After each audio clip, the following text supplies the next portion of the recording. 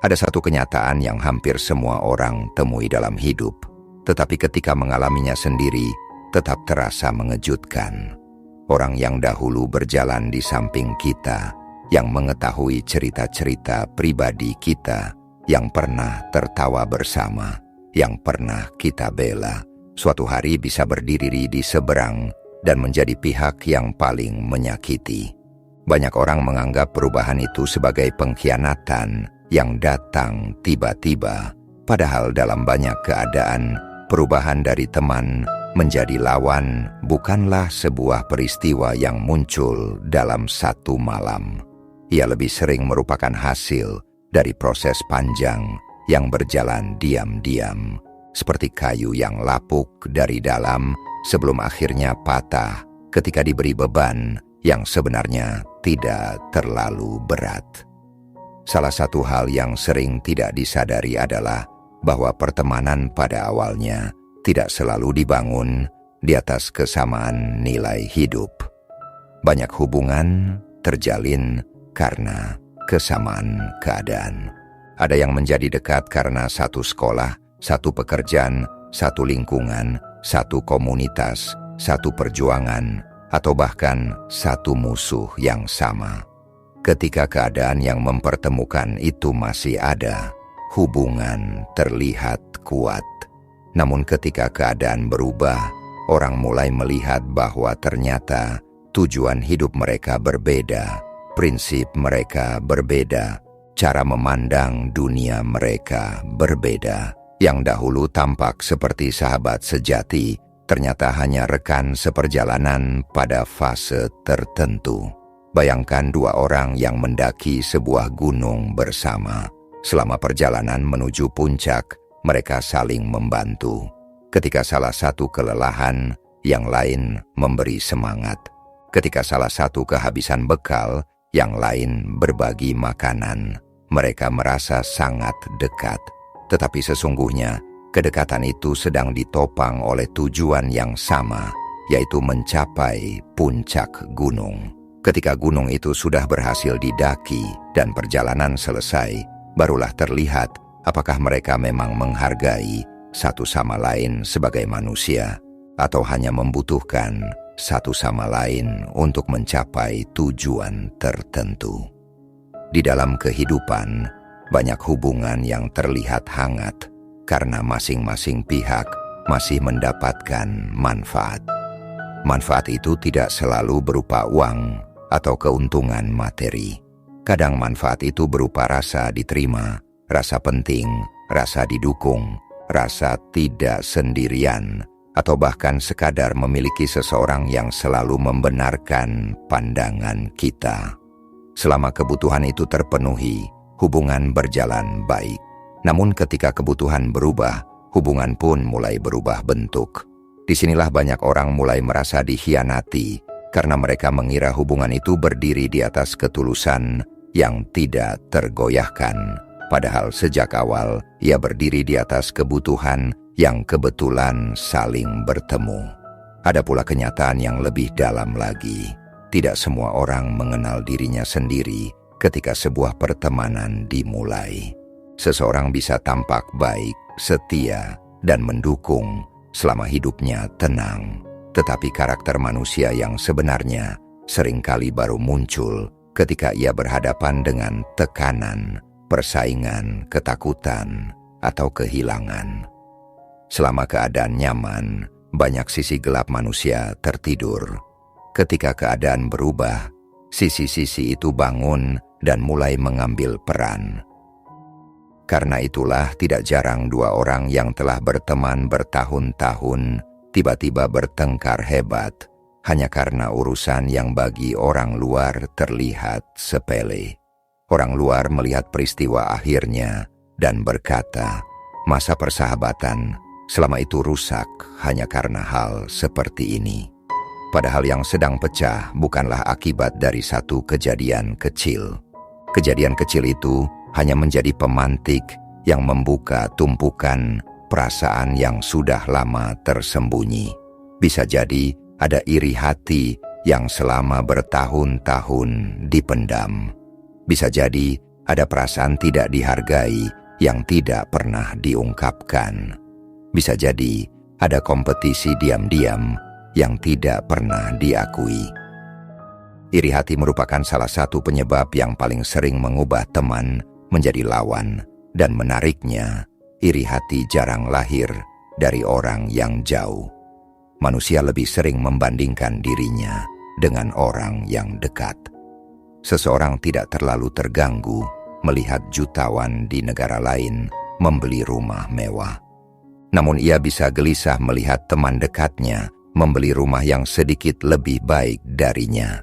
Bukan karena nilai rumah itu semata, melainkan karena keberhasilan orang yang dekat terasa seperti cermin yang memantulkan posisi dirinya sendiri. Ketika dua orang memulai perjalanan dari titik yang hampir sama, lalu salah satunya berkembang lebih cepat, perasaan yang muncul seringkali rumit. Di permukaan mungkin masih ada ucapan selamat, senyuman, dan dukungan. Namun di dalam hati bisa muncul pertanyaan yang tidak pernah diucapkan. Mengapa dia yang mendapatkannya, bukan aku? Pertanyaan seperti itu, jika terus dibiarkan, dapat tumbuh menjadi jarak emosional yang semakin lebar. Orang yang dahulu ikut bahagia atas keberhasilan temannya, perlahan mulai merasa keberhasilan itu sebagai ancaman terhadap harga dirinya. Ironisnya, semakin dekat hubungan seseorang dengan kita, semakin besar pula potensi luka yang dapat ia berikan. Musuh hanya mengetahui apa yang terlihat dari luar. Teman mengetahui apa yang kita sembunyikan. Musuh mungkin tahu kelemahan kita melalui dugaan. Teman mengetahui kelemahan kita melalui kepercayaan yang pernah kita berikan. Karena itu, ketika hubungan berubah menjadi permusuhan, rasa sakitnya tidak hanya berasal dari serangan yang dilakukan, tetapi juga dari kesadaran bahwa orang tersebut mengetahui bagian-bagian diri yang dahulu kita buka dengan rasa aman. Disinilah muncul sebuah pelajaran yang sering terlambat dipahami banyak orang. Kedekatan tidak selalu berarti kesamaan kedalaman hati. Dua orang bisa berbicara setiap hari tanpa benar-benar memahami satu sama lain. Mereka bisa menghabiskan waktu bertahun-tahun bersama tanpa pernah mengetahui bagaimana prinsip masing-masing ketika diuji oleh kepentingan. Sebab mengenal kebiasaan seseorang tidak sama dengan mengenal karakternya. Mengenal cerita hidup seseorang tidak sama dengan mengenal batas moralnya. Ada orang yang tampak sangat setia selama kepentingannya tidak terganggu. Ada orang yang tampak sangat baik selama tidak perlu berkorban. Ada orang yang tampak sangat mendukung selama dirinya tidak tertinggal. Semua itu baru terlihat ketika kehidupan mulai membagi nasib secara tidak merata. Maka seringkali yang berubah bukanlah pertemanannya terlebih dahulu, melainkan keadaan hidup yang mengelilingi pertemanan itu. Ketika uang masuk, hubungan berubah. Ketika jabatan datang, hubungan berubah. Ketika ketenaran muncul, hubungan berubah. Ketika pasangan hidup hadir, hubungan berubah. Ketika peluang terbatas dan harus diperebutkan, hubungan berubah. Keadaan-keadaan tersebut bekerja seperti cahaya yang menerangi sudut-sudut karakter yang sebelumnya tidak terlihat. Menarik untuk diperhatikan bahwa dalam banyak kisah kehidupan, lawan yang paling berbahaya justru bukan orang asing. Orang asing tidak memiliki sejarah emosional bersama kita. Sebaliknya, mantan teman memiliki sejarah panjang yang membuat setiap konflik terasa lebih pribadi. Mereka mengetahui cara berpikir kita, mengetahui kebiasaan kita, mengetahui kelemahan kita, bahkan mengetahui impian-impian yang pernah kita ceritakan. Karena itulah ketika hubungan rusak, yang terjadi bukan sekadar pertentangan kepentingan, melainkan juga benturan antara kenangan dan kenyataan. Sebuah hubungan yang dahulu dipenuhi kepercayaan berubah menjadi ruang penuh kecurigaan. Kalimat yang dahulu ditafsirkan dengan niat baik mulai ditafsirkan dengan niat buruk. Tindakan yang dahulu dianggap bentuk perhatian mulai dianggap sebagai manipulasi. Seakan-akan dua orang yang sama sedang melihat sejarah yang sama, tetapi melalui lensa yang berbeda.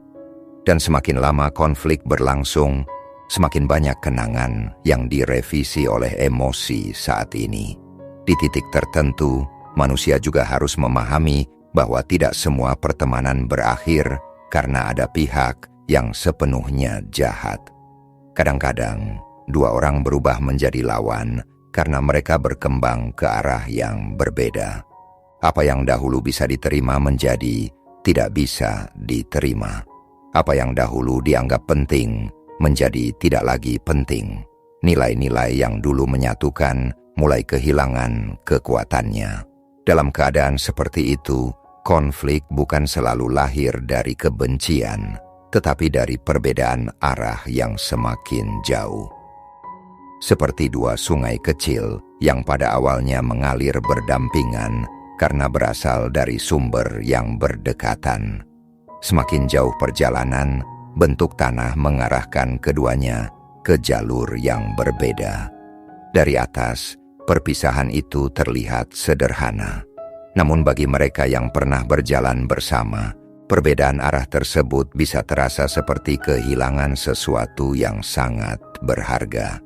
Dan ketika kehilangan itu tidak diterima dengan baik, ketika ego mulai ikut berbicara, ketika rasa memiliki terhadap seseorang berubah menjadi rasa ingin menguasai, ketika harapan-harapan yang tidak pernah diucapkan mulai berbenturan dengan kenyataan, saat itulah benih-benih permusuhan mulai mendapatkan tanah yang subur untuk tumbuh.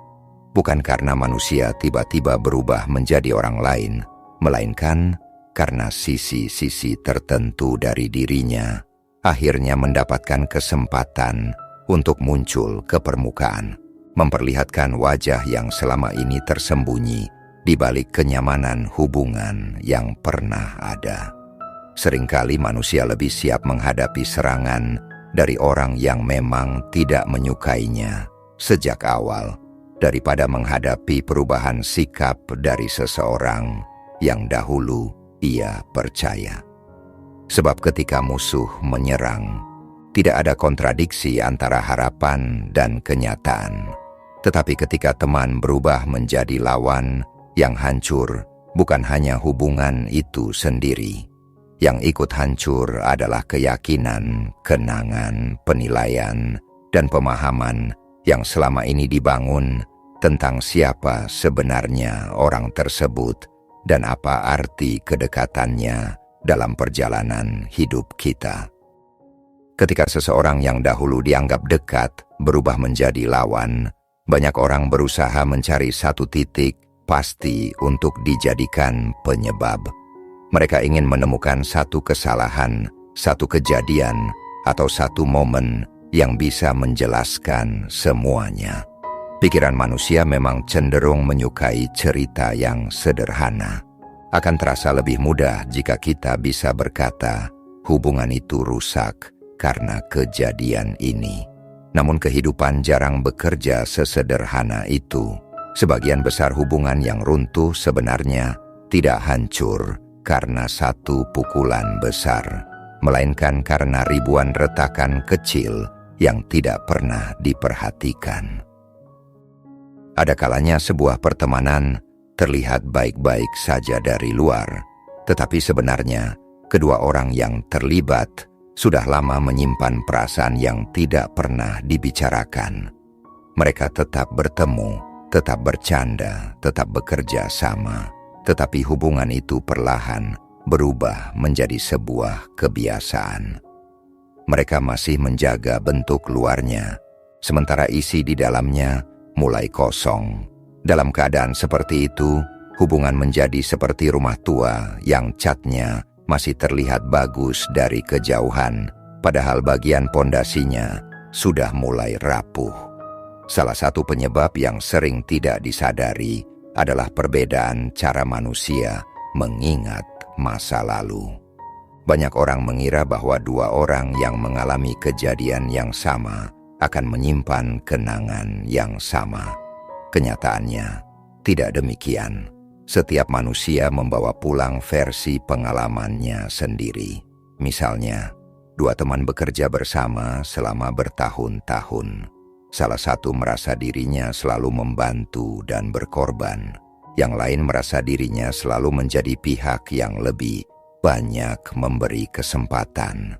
Keduanya mengalami perjalanan yang sama, tetapi menyusun makna yang berbeda. Selama hubungan berjalan baik, perbedaan penafsiran itu tidak terlihat. Namun ketika konflik muncul, seluruh arsip kenangan lama mulai dibuka kembali. Yang menarik, manusia hampir selalu menjadi tokoh utama dalam ceritanya sendiri. Ketika mengenang masa lalu, seseorang cenderung lebih mudah mengingat pengorbanan yang ia lakukan daripada pengorbanan yang ia terima. Ia lebih mudah mengingat luka yang diberikan orang lain daripada luka yang pernah ia sebabkan. Karena itu, ketika hubungan retak, kedua pihak sering merasa dirinya adalah korban. Disinilah konflik menjadi sulit diselesaikan, bukan karena fakta tidak ada, tetapi karena setiap orang memegang fakta yang berbeda-beda di dalam pikirannya. Apa yang dianggap perhatian oleh satu pihak bisa dianggap campur tangan oleh pihak lain. Apa yang dianggap bantuan oleh satu pihak bisa dianggap bentuk kontrol oleh pihak lain. Apa yang dianggap kejujuran oleh satu pihak bisa dianggap penghinaan oleh pihak lain. Ketika pemahaman seperti ini tidak pernah dibicarakan selama bertahun-tahun, hubungan perlahan berubah menjadi tempat berkumpulnya asumsi-asumsi yang tidak diuji.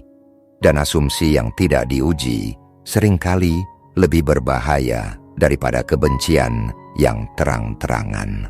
Ada juga kenyataan lain yang cukup pahit untuk diterima, yaitu bahwa kedekatan sering menciptakan harapan yang tidak pernah diucapkan. Semakin dekat seseorang dengan kita, semakin banyak harapan yang diam-diam kita letakkan di pundaknya. Kita berharap mengerti tanpa perlu dijelaskan. Kita berharap setia tanpa perlu diminta. Kita berharap ia berpihak kepada kita tanpa syarat. Kita berharap dia memahami luka kita meskipun kita tidak pernah menceritakannya secara lengkap. Masalahnya, harapan yang tidak pernah diucapkan tetap memiliki kekuatan untuk melukai ketika tidak terpenuhi. Banyak persahabatan yang rusak bukan karena adanya kebencian, melainkan karena adanya harapan yang diam-diam dibangun terlalu tinggi. Ketika kenyataan tidak sesuai dengan harapan tersebut, kekecewaan muncul. Dan kekecewaan yang tidak diolah sering berubah menjadi kemarahan. Kemarahan yang dipendam lama-lama berubah menjadi kebencian. Orang sering berpikir bahwa lawan lahir dari kebencian. Padahal dalam banyak kasus, lawan lahir dari kekecewaan. Dan kekecewaan hanya bisa muncul ketika sebelumnya ada harapan. Itulah sebabnya seseorang yang tidak pernah berarti dalam hidup kita hampir tidak memiliki kemampuan untuk membuat kita benar-benar kecewa. Sebaliknya, orang yang pernah kita percayai memiliki kemampuan besar untuk menciptakan luka emosional. Semakin besar kepercayaan yang pernah diberikan, semakin besar pula ruang bagi rasa kecewa untuk tumbuh. Di dalam filsafat kehidupan, ada pengamatan menarik mengenai hubungan manusia. Banyak orang mengira cinta, persahabatan, dan permusuhan adalah tiga hal yang berbeda.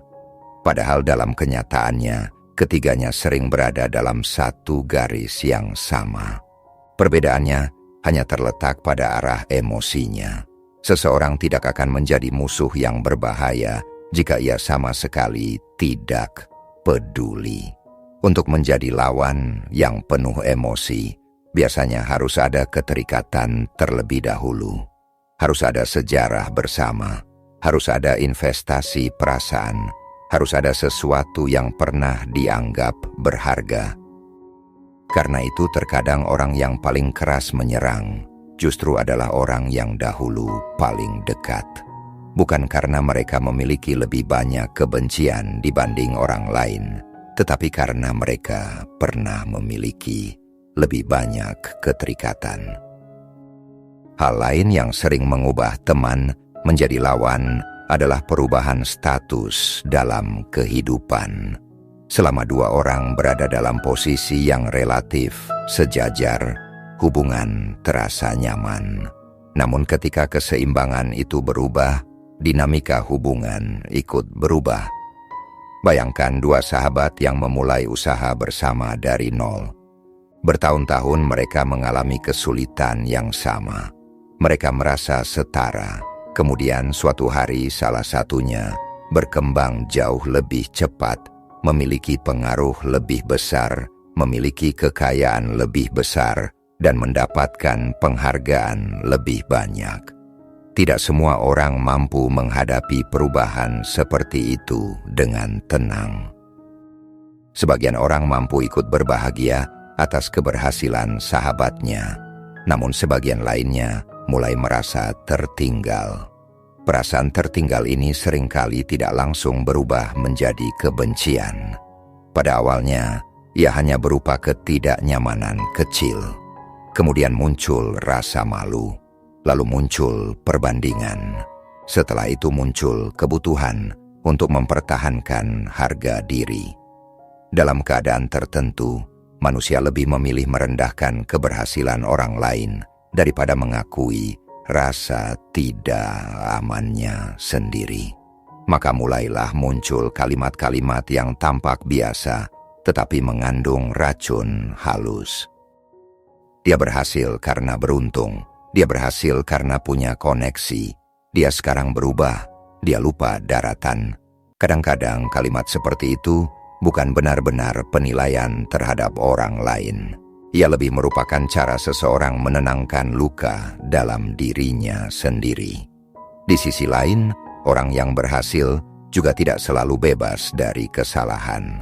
Ketika posisi hidup berubah, sebagian manusia mulai merasa tidak lagi membutuhkan hubungan yang dahulu membantunya bertumbuh.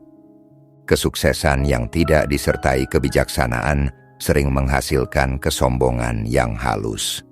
Bukan kesombongan yang berteriak, melainkan kesombongan yang membuat seseorang perlahan berhenti menghargai orang-orang yang pernah berjalan bersamanya. Disinilah hubungan mulai kehilangan keseimbangannya. Yang satu merasa diremehkan, yang satu merasa ditinggalkan, yang satu merasa tidak dihargai, yang lain merasa dibatasi, yang satu menyimpan luka, yang lain tidak menyadari bahwa luka itu ada. Menariknya, sebagian besar konflik besar dalam hubungan manusia tidak dimulai oleh kebencian yang besar. Mereka dimulai oleh ketidakpedulian terhadap hal-hal kecil. Sebuah pesan yang tidak dibalas, sebuah janji yang dianggap sepele, sebuah keberhasilan yang tidak diberi ucapan selamat, sebuah kesulitan yang tidak mendapat perhatian, sebuah kalimat yang dianggap bercanda tetapi ternyata membekas. Satu kejadian mungkin tidak berarti banyak, namun puluhan dan ratusan kejadian kecil dapat membentuk kesimpulan besar di dalam pikiran seseorang. Manusia jarang marah karena satu tetes air. Mereka marah karena embernya sudah penuh. Ketika ember itu akhirnya meluap, orang luar hanya melihat tetesan terakhir. Mereka tidak melihat seluruh isi yang telah terkumpul selama bertahun-tahun. Karena itulah ada hubungan yang terlihat baik-baik saja selama 10 tahun, lalu hancur dalam 1 minggu. Yang sebenarnya terjadi bukan hubungan itu rusak dalam 1 minggu. Kerusakannya mungkin sudah berjalan selama bertahun-tahun. Hanya saja tanda-tandanya terlalu halus untuk diperhatikan atau terlalu tidak nyaman untuk dibicarakan. Dan di titik ini muncul kenyataan yang lebih mendalam lagi. Tidak semua orang datang ke dalam hidup untuk tinggal selamanya. Sebagian hadir untuk membentuk suatu fase, memberi pelajaran tertentu, lalu pergi ketika fase itu selesai. Namun manusia seringkali berusaha mempertahankan hubungan yang sebenarnya sudah kehilangan fondasi yang dahulu menyatukannya. Mereka berusaha mempertahankan bentuk hubungan, padahal maknanya sudah berubah. Mereka berusaha mempertahankan kedekatan, padahal arah hidup sudah berbeda. Mereka berusaha mempertahankan masa lalu, padahal manusia yang menjalani masa lalu itu sendiri sudah tidak sama lagi dengan sekarang.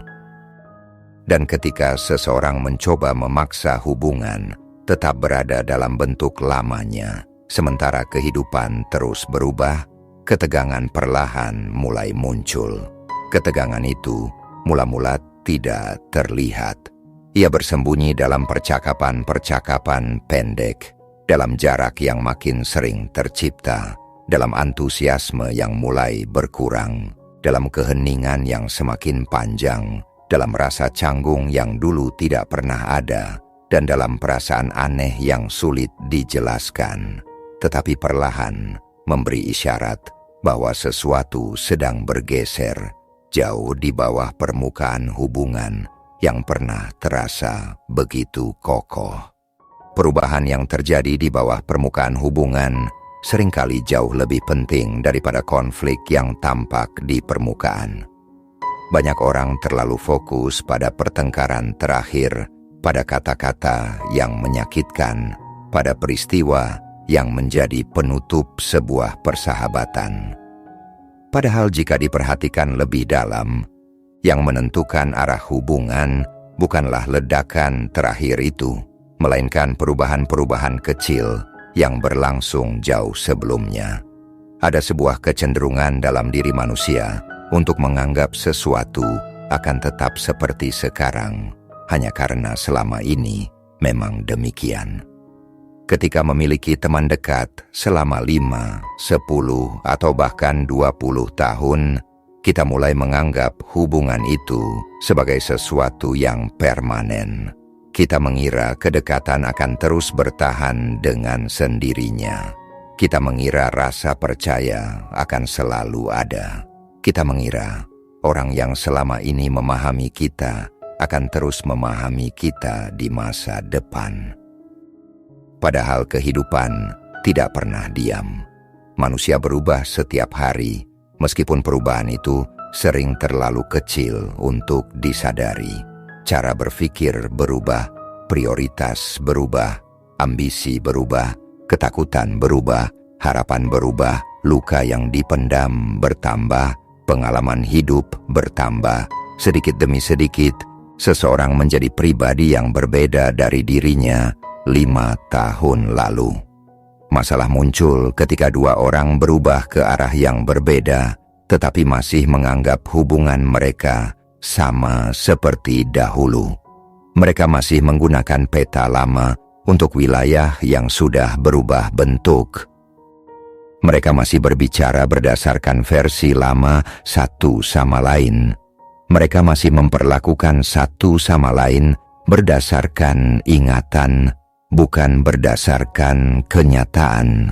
Akibatnya, muncul fenomena yang sangat umum dalam hubungan manusia. Seseorang berkata, "Kamu sudah berubah."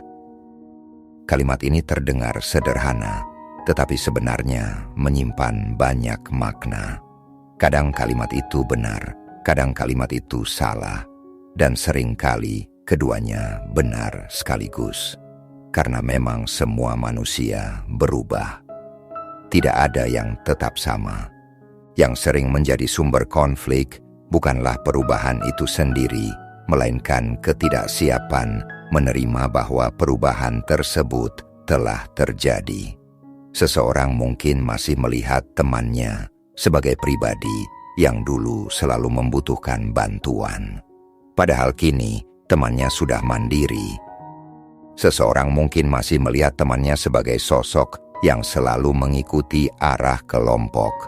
Padahal kini ia memiliki pendirian sendiri. Seseorang mungkin masih melihat temannya sebagai rekan seperjuangan. Padahal kini tujuan hidup mereka tidak lagi sama. Ketika kenyataan baru bertemu dengan ekspektasi lama, gesekan mulai muncul. Menariknya, semakin lama sebuah hubungan berlangsung, semakin besar kemungkinan kedua pihak menyimpan gambaran yang tidak akurat tentang satu sama lain. Mereka merasa saling mengenal karena memiliki sejarah panjang, padahal yang mereka kenal seringkali adalah versi lama dari orang tersebut. Ada orang yang sudah berteman selama 20 tahun, tetapi sebenarnya tidak mengenal siapa sahabatnya saat ini. Mereka mengenal siapa sahabatnya dahulu. Mereka mengenal cerita masa lalunya. Mereka mengenal kebiasaannya bertahun-tahun lalu. Tetapi mereka tidak sungguh memahami bagaimana pengalaman hidup telah mengubah cara berpikirnya sekarang. Dalam keadaan seperti itu, hubungan mulai berjalan di atas asumsi yang semakin usang. Lalu muncul faktor lain yang jauh lebih rumit, yaitu kekuasaan. Banyak orang mengira kekuasaan hanya berkaitan dengan politik, jabatan, atau uang. Padahal dalam setiap hubungan manusia selalu ada distribusi pengaruh. Ada yang lebih dominan, ada yang lebih mengikuti, ada yang lebih sering menentukan arah, ada yang lebih sering menyesuaikan diri. Selama distribusi itu dianggap adil oleh kedua pihak, hubungan biasanya berjalan lancar. Namun ketika salah satu mulai merasa dirugikan, keseimbangan mulai terganggu. Misalnya, selama bertahun-tahun seseorang selalu menjadi pendengar dalam persahabatan. Ia selalu memahami, selalu mengalah, selalu memberi ruang. Awalnya, ia melakukannya dengan tulus. Namun seiring waktu, ia mulai merasa bahwa perhatiannya tidak pernah dibalas dengan kadar yang sama. Ia mulai merasa hubungannya tidak seimbang. Masalahnya, perasaan seperti ini sering tidak langsung diungkapkan. Ia hanya disimpan, lalu disimpan lagi, dan disimpan lagi. Sampai suatu hari, hal kecil yang sebenarnya tidak terlalu penting menjadi pemicu ledakan besar. Orang luar kemudian melihat reaksi yang berlebihan dan bertanya-tanya, mengapa seseorang bisa marah sedemikian besar karena masalah yang tampaknya sepele. Padahal yang sedang berbicara bukan hanya kejadian hari itu. Yang sedang berbicara adalah akumulasi dari bertahun-tahun perasaan yang tidak pernah mendapatkan tempat untuk keluar. Dalam kehidupan sosial, banyak permusuhan sebenarnya lahir dari utang emosional yang tidak pernah dihitung secara terbuka. Seseorang merasa sudah memberi terlalu banyak. Seseorang merasa sudah berkorban terlalu banyak. Seseorang merasa sudah memahami terlalu banyak. Namun karena semua itu tidak pernah dibicarakan, pihak lain tidak pernah menyadari bahwa ada catatan tak terlihat yang sedang dibuat di dalam hati. Ketika catatan itu semakin panjang, hubungan berubah dari ruang ketulusan menjadi ruang perhitungan. Dan begitu perhitungan mulai mendominasi hubungan, persahabatan mulai kehilangan salah satu fondasi terpentingnya. Ada pula fenomena yang lebih halus lagi, yaitu ketika seseorang mulai melihat temannya bukan sebagai manusia, tetapi sebagai simbol. Simbol keberhasilan, simbol kegagalan, simbol masa lalu, simbol persaingan, simbol pengkhianatan. Pada titik ini, orang tidak lagi berinteraksi dengan pribadi yang nyata di hadapannya. Ia berinteraksi dengan makna yang sudah dibangun di dalam pikirannya sendiri. Misalnya, seseorang yang gagal mencapai cita-citanya, melihat teman lamanya berhasil meraih semua yang ia inginkan. Lambat laun, teman itu tidak lagi dipandang sebagai individu yang memiliki perjuangan dan kesulitannya sendiri. Ia berubah menjadi simbol dari segala hal yang tidak berhasil dicapai. Setiap keberhasilannya terasa seperti pengingat. Setiap pencapaiannya terasa seperti perbandingan. Setiap kebahagiaannya terasa seperti cermin yang menunjukkan kekurangan diri sendiri. Dalam kondisi seperti itu, hubungan menjadi sangat rentan, karena kebencian yang muncul tidak lagi berasal dari tindakan nyata, melainkan dari makna psikologis yang dilekatkan pada keberadaan seseorang. Dan manusia seringkali lebih sulit melawan makna yang ada di pikirannya daripada menghadapi kenyataan yang ada di depan matanya. Ada alasan mengapa banyak filsuf dan pengamat kehidupan sejak dahulu begitu sering membahas persoalan ego. Bukan karena ego selalu buruk, tetapi karena ego memiliki kemampuan luar biasa untuk mengubah cara manusia melihat orang lain. Ketika ego terluka, ia mulai mencari pembenaran. Ketika ego merasa terancam, ia mulai mencari musuh. Ketika ego merasa kalah, ia mulai mencari alasan. Seringkali teman tidak berubah menjadi lawan karena apa yang dilakukan, tetapi karena keberadaannya membuat bagian tertentu dalam diri seseorang merasa tidak nyaman. Dan ketidaknyamanan itu perlahan diterjemahkan menjadi kebencian. Semakin lama, manusia semakin pandai membuat cerita yang mendukung emosi yang ingin ia pertahankan. Jika ia ingin marah, ia akan mengingat semua kesalahan. Jika ia ingin membenci, ia akan mengingat semua luka. Jika ia ingin menjauh, ia akan mengingat semua kekecewaan. Pikiran manusia memiliki kemampuan luar biasa untuk menyusun narasi yang memperkuat perasaan yang sudah ada terlebih dahulu.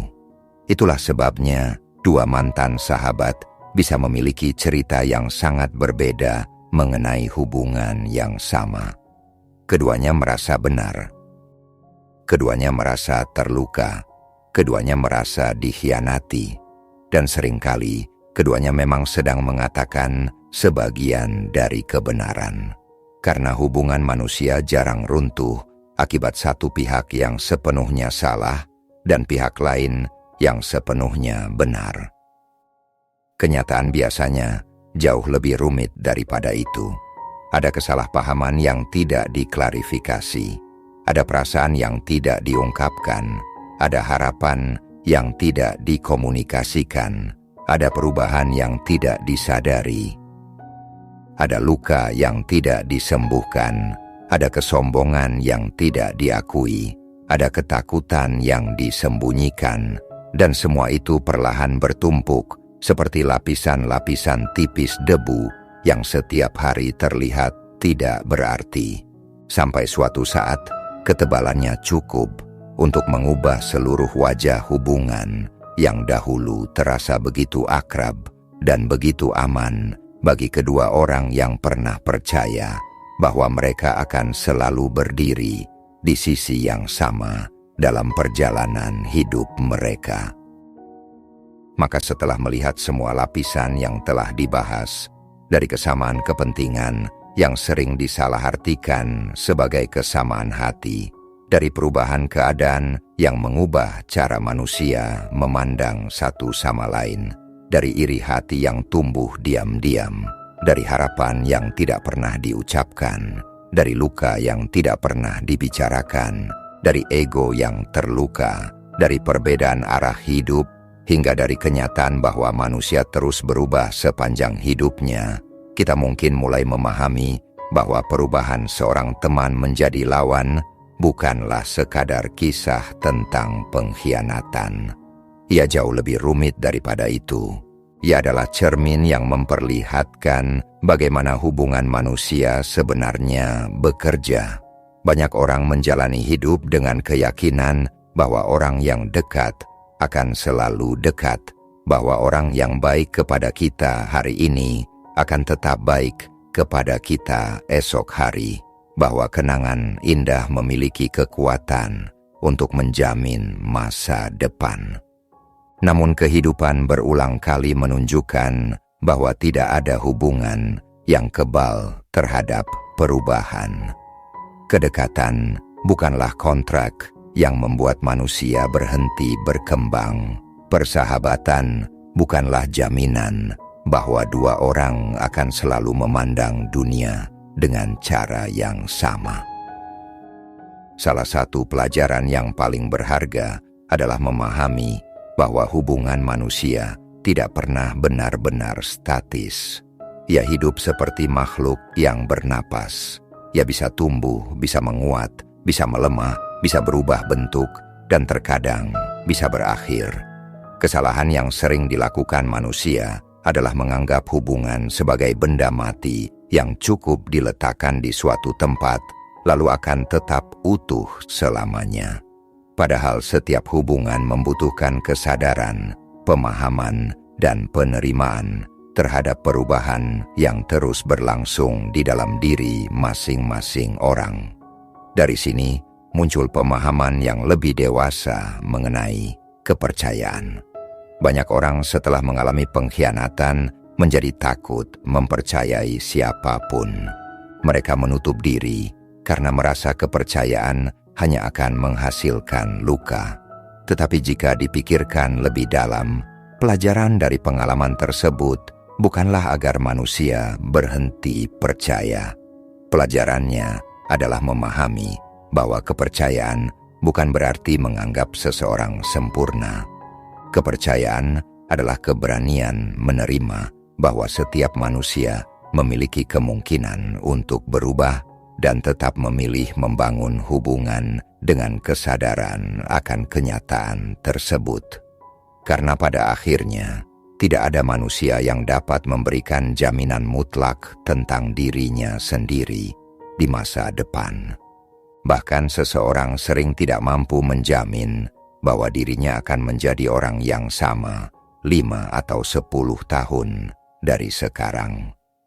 Pengalaman hidup, kesuksesan, kegagalan, penderitaan, kehilangan, dan berbagai peristiwa yang belum terjadi dapat mengubah cara seseorang berpikir secara drastis. Jika seseorang tidak bisa sepenuhnya menjamin dirinya sendiri, maka mengapa kita berharap bisa mendapatkan jaminan mutlak dari orang lain? Pelajaran berikutnya adalah tentang pentingnya melihat manusia secara utuh. Ketika hubungan masih baik, manusia sering mengidealkan temannya. Semua kebaikan diperbesar, semua kekurangan dikecilkan. Sebaliknya, ketika hubungan rusak, semua kesalahan diperbesar dan semua kebaikan dilupakan. Kedua cara pandang ini sama-sama tidak utuh. Seseorang yang pernah menjadi teman baik tetap memiliki kebaikan meskipun hubungan berakhir buruk. Dan seseorang yang pernah melukai kita mungkin tetap memiliki sisi-sisi baik yang pernah nyata adanya. Mengakui hal ini bukan berarti membenarkan kesalahan atau melupakan luka, melainkan menjaga diri agar tidak terjebak dalam pandangan yang terlalu hitam putih terhadap manusia. Sebab manusia bukan malaikat dan bukan pula iblis. Sebagian besar manusia adalah campuran yang rumit antara niat baik, kelemahan, ketakutan, ego, kasih sayang, ambisi, dan berbagai kontradiksi yang hidup berdampingan di dalam dirinya. Dari pembahasan ini juga muncul pelajaran mengenai pentingnya tidak menggantungkan seluruh ketenangan hidup pada hubungan dengan manusia. Ini bukan ajakan untuk menjauh dari orang lain, justru sebaliknya. Ini adalah ajakan untuk mencintai dan menghargai hubungan tanpa menjadikannya satu-satunya fondasi kehidupan. Karena ketika seluruh kebahagiaan, harga diri, dan rasa aman seseorang bergantung pada manusia lain, maka setiap perubahan hubungan akan terasa seperti gempa besar yang meruntuhkan seluruh bangunan hidupnya. Namun ketika seseorang memiliki pijakan yang lebih dalam di dalam dirinya, ia akan tetap mampu menghargai hubungan tanpa kehilangan dirinya ketika hubungan itu berubah. Ada pula pelajaran yang sering baru dipahami setelah usia bertambah. Tidak semua orang yang pergi dari hidup kita harus dibenci. Tidak semua orang yang berubah menjadi lawan harus terus dipandang sebagai musuh sepanjang hidup. Kadang-kadang, waktu memperlihatkan bahwa seseorang hanya memainkan perannya dalam fase tertentu kehidupan kita. Ada teman yang hadir untuk menemani masa sulit. Ada teman yang hadir untuk mengajarkan kepercayaan. Ada teman yang hadir untuk mengajarkan kegembiraan. Ada teman yang hadir untuk mengajarkan batasan. Dan ada pula yang pada akhirnya mengajarkan pelajaran tentang kehilangan, kekecewaan, serta kenyataan bahwa tidak semua hal dapat dipertahankan. Dalam banyak kasus, nilai terbesar dari suatu hubungan tidak selalu terletak pada lamanya. Hubungan itu bertahan, melainkan pada apa yang ditinggalkannya di dalam diri kita. Sebagian orang menghabiskan hidup dengan menyesali mengapa hubungan tertentu berakhir. Mereka terus memandangi pintu yang telah tertutup, sehingga tidak pernah memperhatikan apa yang sebenarnya telah mereka pelajari selama berjalan bersama orang tersebut. Padahal terkadang makna sebuah hubungan tidak ditemukan pada akhirnya, melainkan pada proses yang telah dijalani. Jika suatu persahabatan pernah membuat kita menjadi manusia yang lebih baik, maka nilai itu tidak hilang hanya karena hubungan tersebut berakhir. Jika seseorang pernah membantu kita bangkit dari masa sulit, maka bantuan itu tidak menjadi palsu hanya karena suatu hari hubungan berubah buruk. Jika suatu hubungan pernah memberikan kebahagiaan yang tulus, maka kebahagiaan itu tetap nyata meskipun cerita akhirnya tidak sesuai harapan. Kedewasaan seringkali muncul ketika seseorang mampu menerima dua kenyataan yang tampaknya bertentangan sekaligus. Bahwa seseorang bisa pernah sangat berarti dalam hidup kita dan tetap pergi. Bahwa seseorang bisa pernah tulus kepada kita dan tetap mengecewakan kita. Bahwa seseorang bisa pernah menjadi sahabat terbaik dan kemudian menjadi orang yang tidak lagi berjalan bersama kita. Kehidupan tidak selalu memaksa kita memilih satu label yang berlaku selamanya terhadap seseorang. Yang dahulu baik tidak harus selalu baik. Yang dahulu dekat tidak harus selalu dekat. Yang dahulu bersama tidak harus selalu bersama. Dan menerima kenyataan itu seringkali jauh lebih sulit daripada sekadar menghadapi perpisahan itu sendiri. Pada akhirnya, mungkin pelajaran terbesar dari semua pembahasan ini adalah memahami sifat dasar kehidupan yang terus bergerak. Tidak ada musim yang berlangsung selamanya. Tidak ada keadaan yang benar-benar tetap. Tidak ada hubungan yang bebas dari kemungkinan berubah. Namun justru karena itulah setiap pertemuan memiliki nilai. Justru karena tidak ada jaminan selamanya, maka kepercayaan menjadi berharga. Justru karena manusia bisa berubah, maka kesetiaan memiliki makna. Justru karena kehilangan mungkin terjadi, maka kebersamaan layak dihargai selama masih ada. Dan mungkin kebijaksanaan bukanlah kemampuan untuk memastikan siapa yang akan tetap tinggal sampai akhir, karena tidak ada manusia yang memiliki kemampuan itu. Kebijaksanaan adalah kemampuan untuk menghargai orang-orang yang berjalan bersama kita hari ini, memahami bahwa mereka adalah manusia yang bisa berubah, sebagaimana kita juga bisa berubah, mengambil pelajaran dari setiap hubungan yang datang dan pergi, lalu melanjutkan perjalanan hidup tanpa membawa kebencian yang tidak perlu, tanpa terpenjara oleh masa lalu, dan tanpa kehilangan kemampuan untuk kembali percaya kepada manusia, meskipun kita telah mengetahui betapa rumit, rapuh, dan tidak terduganya hati manusia itu sendiri.